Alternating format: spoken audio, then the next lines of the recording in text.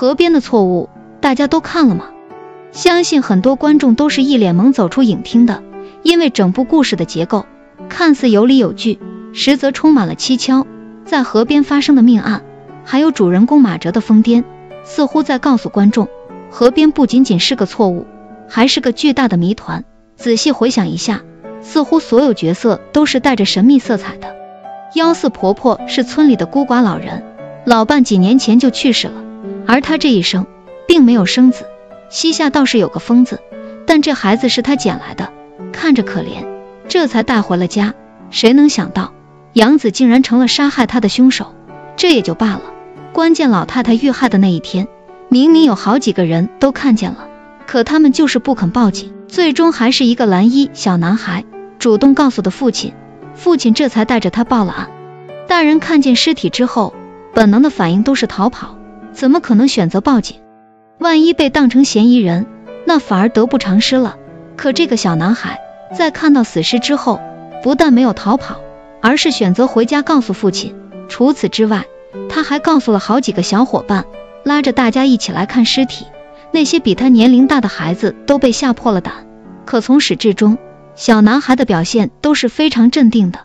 在警察赶到现场之后，小男孩在做完自己的笔录之后，还有一个小小的要求，那就是希望警察叔叔在抓到凶手之后，能让他见一面，因为小男孩实在是太好奇了，以前都是在电视剧里看过杀人犯，在现实生活中还是头一次呢。光是想想都觉得兴奋，可这种兴奋却是不合时宜的。就算孩子天生胆子大，为何会对凶手抱着这么大的好奇心呢？还记得电影的第一幕吗？小男孩手中是拿着玩具枪的，跟3个小伙伴在一栋烂尾楼里玩警察抓小偷的游戏。可奇怪的是，等所谓的坏人逃跑之后，整栋烂尾楼里就只剩下小男孩一个人的身影了。明明找遍了所有的房间，可就是找不到坏人，这也就成了小男孩最初的执念。也难怪他会对真正的凶手好奇了。可他毕竟是个连10岁都不到的孩子，面对如此重大的案件，怎么可能冷静得像个成年人呢？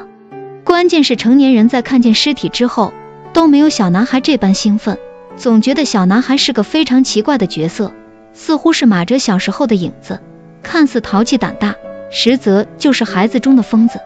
就好像所有人都有恐惧的点，只有小男孩像是活在另一个世界的人一样。不知道大家对于小男孩有怎样的看法呢？虽说小男孩最终也遗憾去世了，但他总算看见了凶手真正的模样，这也算是心愿了。只不过用这种方式让小男孩下线，是不是过于残酷了些？他只是个孩子，而且是个勇敢的报案人，怎么就被疯子杀了呢？